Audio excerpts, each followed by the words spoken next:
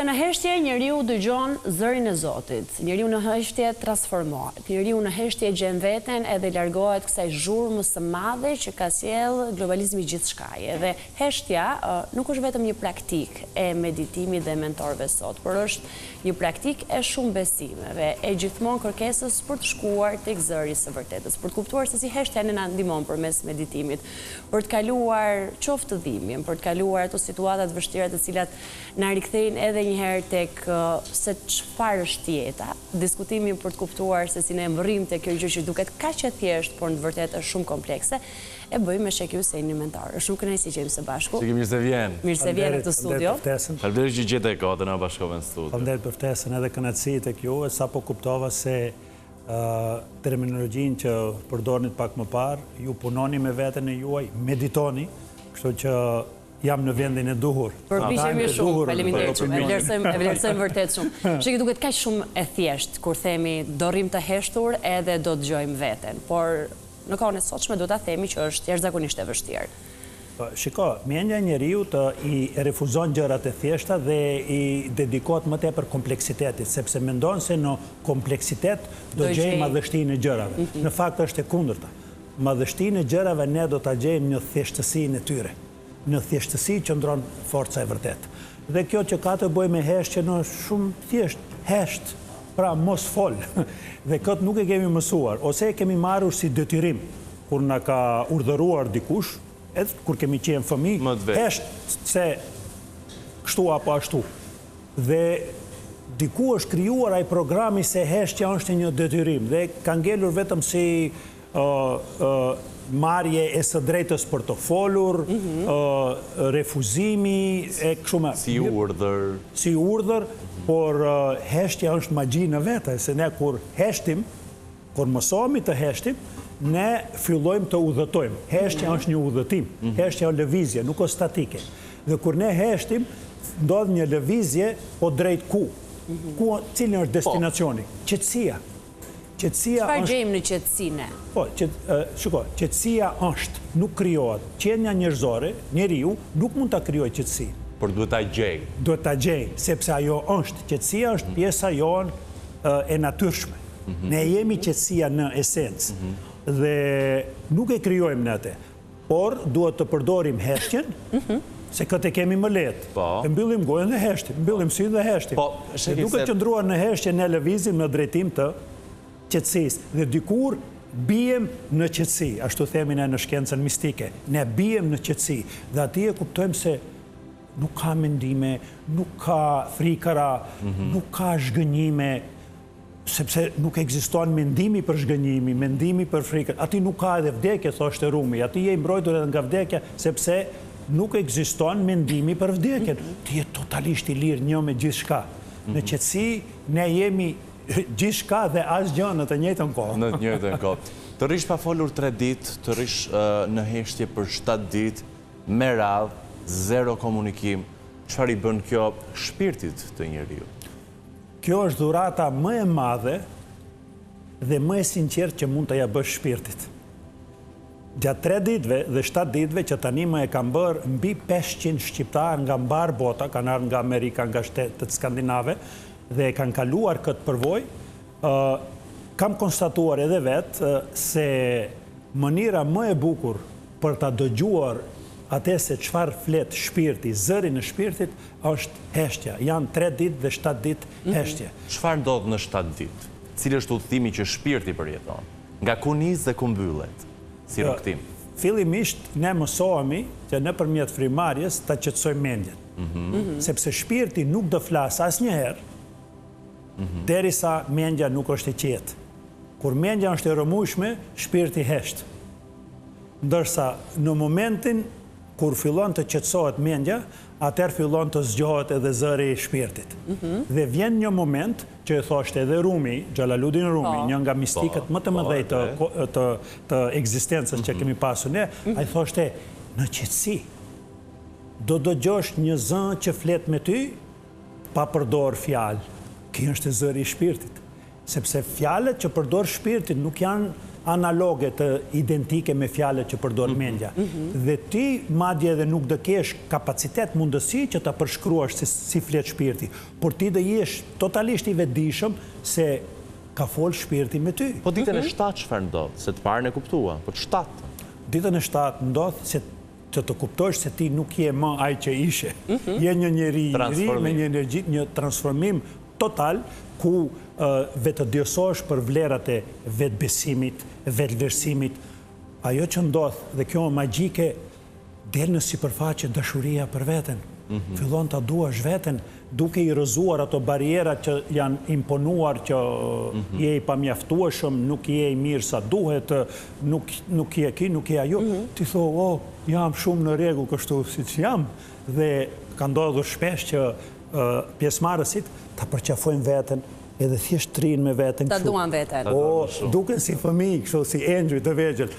Është një gjë kur e shikon këtë tek të rriturit, po të shkëlqejnë sytë. Edhe mua edhe atyre. Sheki, na trego pak, në këtë rrugëtim të jashtëzakonshëm, 7 ditë heshtje, kush vjen dhe cili është qëllimi? Ndonjë histori me cilën ti e hasur dhe ke mbetur pa fjalë, përpara se të nisë ky rrugëtim 7 ditë. Vi njerëz për të kaluar dhimbje, humbje, ndarje. Shiko, 7 ditë heshtje është një terapi e drejt për drejt kundër vuajtjes. Është një terapi e drejt për drejt kundrejt asaj që ne kemi krijuar si identitet. Shumica e njerëzve jetojnë me një identitet të rreshëm. Dhe 7 ditë heshtje do të thotë njëkohësisht edhe zhveshje nga identiteti, që ti të kuptosh individualitetin tënd. Individualiteti nuk është si identiteti. Identiteti krijohet, individualitetin e kemi sjell me vete. Është ajo çanta, ai bagazhi që na ka dhënë dhurat, krijuesi i madh, që ne ta eksplorojmë, që ne ta zbërthejmë, ta njohëm dhe ta konvertojmë në vlerë në jetën tredimensionale. A ka ardhur dikush që ka humbur dikë? Po, kanë ardhur njerëz që kanë trauma, që kanë pasur trauma nga fëmiria dhe kanë qenë tek psikologë, psikiatrë të ndryshme. Dhe nuk e kanë kaluar? Kanë marrë medikamente, së fundi pata diken që 15 vite vazhdimisht nga 4 kokra medikamente për qetësime, për gjëra që merrte.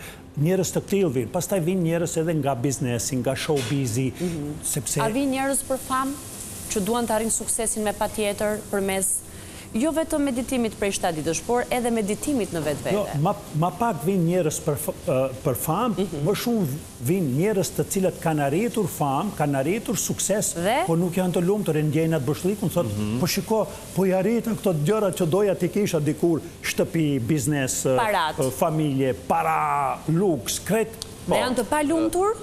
Thotë, diçka nuk shkon, dhe unë e them, shiko, çdo lumturi është sukses. Po jo çdo sukses do të bëjë të lumtur. Po themi për personat famshëm nga Shqipëria dhe Kosova. Edhe gjithandej, kam pas nga Amerika, nga shtetet skandinave, nga Gjermania, nga Maqedonia, më thonë nga shumë shtete. Tani radhën e kaluar që pata trajnimin 3 ditë heshtje ishin pjesëmarrës nga 9 shtete. Dhe vinë, bashkohen aty edhe të gjithë kanë historira të ndryshme. Mirë po, qëllimi është i njëjti. Duke bërë ne një pelegrinazh të brendshëm, duke bërë një grev urie, një bojkot radikal mendjes tonë, kalojmë përtej mendjes, që është esenca e meditimit, edhe aty takohemi me një dimension tjetër. Dhe themi, wow, e kuptojmë po ashtu se trupi jonë sa inteligjent qenë ka. E mësohemi edhe të traditori, edhe të shtaditori, ta dëgjojmë trupin se si ai flet.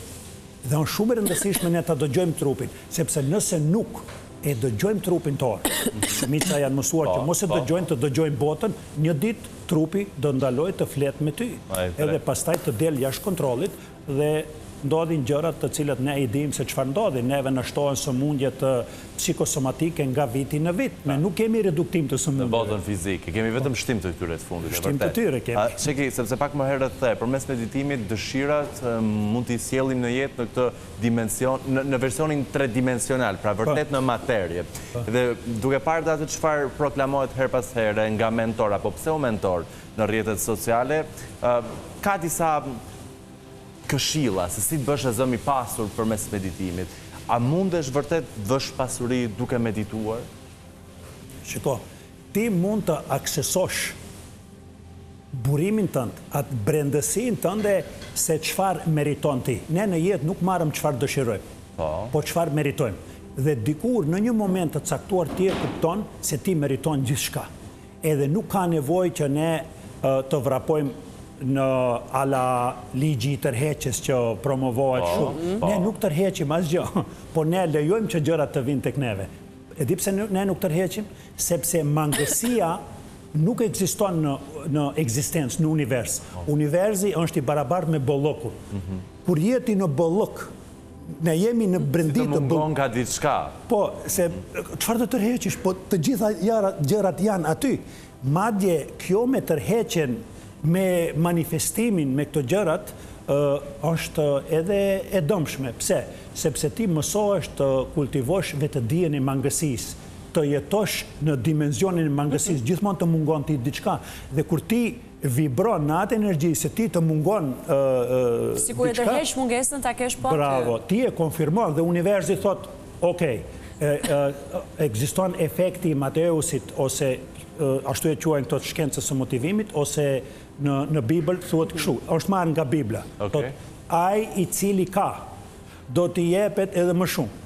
Ai i cili nuk ka, do t'i merret edhe ajo që ka. Dhe kur ti vibron në vetdijen e mangësisë, universi thot, okej, ki s'ka, lera ashtu edhe. Po kur ti vibron në vetdijen e bollokut, ti falenderohesh me plot dashuri dhe mshuri, thua, falënderit o Zot, o ekzistenca ime, për bollokun që ti ma ofron çdo ditë, për frimarjen, për shëndetin, për karrierën, për famën, edhe pse ti në atë moment nuk i ke, po ne e kemi aftësinë që ta përjetojmë një diçka para se të ndodhë ajo. Sa më shumë të kesh, aq më shumë do marrësh. Sa më pak të kesh, aq më pak do marrësh. Shiko, për të pasur, së pari duhet të jesh para se të kesh. Dhe ne mund të quajmë veten tonë në atë nivel të energjisë, në atë nivel të vetdijes, që ta jetojmë bollokun. Dhe kur jetojmë bollokun, ti rezonon, ligji i rezonancën e përshkruan më mirë këto, rezonon me ato frekuenca dhe e duhura vjen tek ty. E drejt. Po jo çfarë dëshiron, po çfarë meriton. Dhe kur ti vibron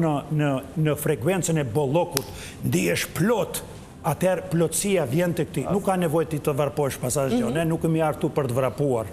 Ne kemi ardhur këtu thjesht për të shërbyer njëri tjetrit. Çeki, beson ti tek ndarja me thikë që i bëhet botës mes njerëzve të mirë dhe njerëzve të këqij? Jo, fare. Po mua nuk ka shpirtra të këqij. Ndarja ekziston vetëm për mendjen. Mendjes i nevojtet ndarja, sepse një nga funksionet e mendjes... Pse njerëzit atër bënd të këqij me njëri tjetrin? Shiko, nuk janë njerëzit, janë programet e tyre, sepse ashtu janë edukuar, janë traumat e tyre, janë bindjet, besimet, gjërat që kanë përjetuar në fëmijërinë e tyre. Shumica e njerëzve, pa përjashtim mund të them edhe të gjithë njerëzit, bartin diçka me vete nga 0-7, nga 7 vitet e para të fëmijërisë. Dhe nëse ne këtë nuk e rregullojmë, nëse nuk e shërojmë, atëherë mund të ndodhë që ne jemi kjo apo ajo, edhe po të dukemi të këqij, dhe madje njerëzit e këqij, ato vuajnë më shumë.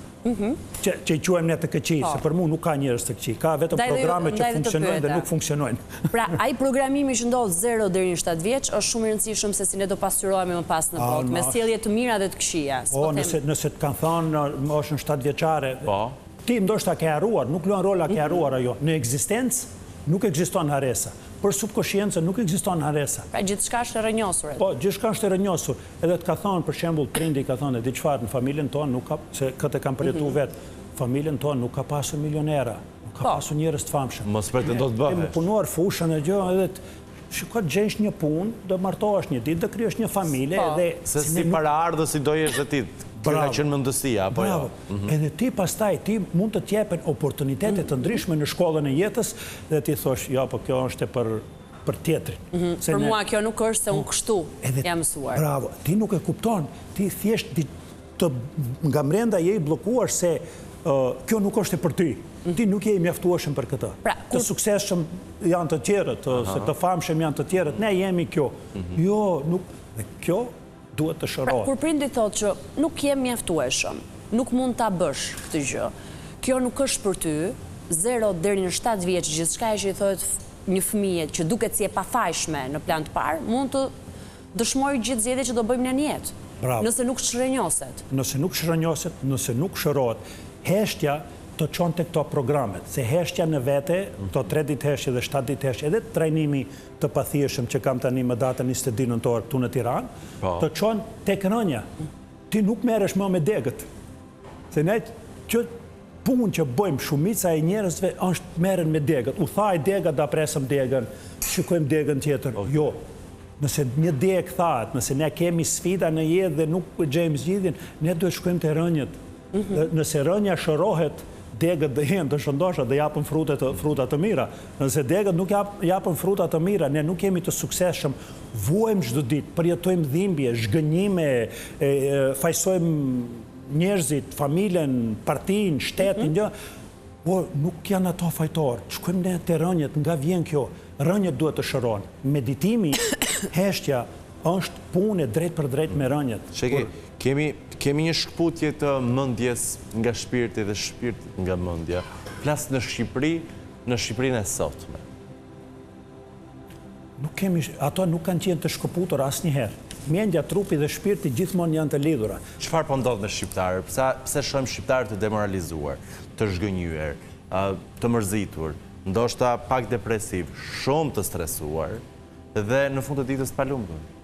Shiko, të gjitha këto kanë një fundament, dhe ajo është e frika. Frika nga e ardhmja, mungesa e besimit tek institucionet. Unë tani qëndroj goxha një kohë, për ndryshe jetoj në Zvicër, në shqiptari tona qëndroj goxha një kohë, dhe çdo ditë ndëgjoj halle, korupcion këtu, filani është korruptuar, dhe po kuptoj se nuk paska në shqiptari tona politikani cili s'qen ka milioner.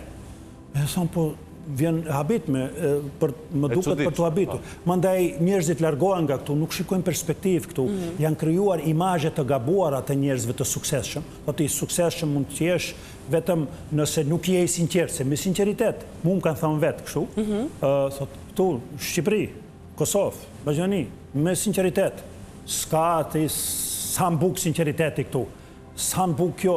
Po, është vërtet, është besnikria. Ta të vërtetët nuk ecën Nuk besoj se është ashtu. Sinqeriteti fiton gjithmonë. Entuziazmi, dashuria, përkushtimi i vazhdueshëm, këto fitojnë gjithmonë. Ne nuk guxojmë të themi njerëzve se këtu me sinqeritet je i humbur. Këtu vetëm shiko me këtë futja andej këndej, nuk jam i këtij mendimi. Ne si popull kemi shumë frikëra të ndryshme, madje edhe nga historia e jonë, por nga ana tjetër kemi një potencial të jashtëzakonshëm për të transformuar. Të cilin duhet ta shfrytëzojmë. Sheki, faleminderit shumë. Ka fluturuar koha televizive dhe realisht do donim shumë që kjo bisedë vijonte, sepse është një mësim në vetvete dhe në fundit është shumë pozitive për gjithë ata që na ndjekin. Të falenderojmë shumë. Të presim një herë tjetër në studio. Falendet edhe juve. Lëri dhe publikut që Sheki ka dhe disa profile sociale shumë interesante, aty tregojnë gjithë çka bëhet. Emocione që jetohen, të mira që përfitohen pikërisht nga meditimi, i hidhin një sy sepse më 22 kishte një lajm të rëndësishëm për ndarë me ju. Shkojmë në pak publicitet dhe rikthehemi në studio me atës e cila do na përfaqësojnë në Junior Eurovision në Gjergji për pak ditë.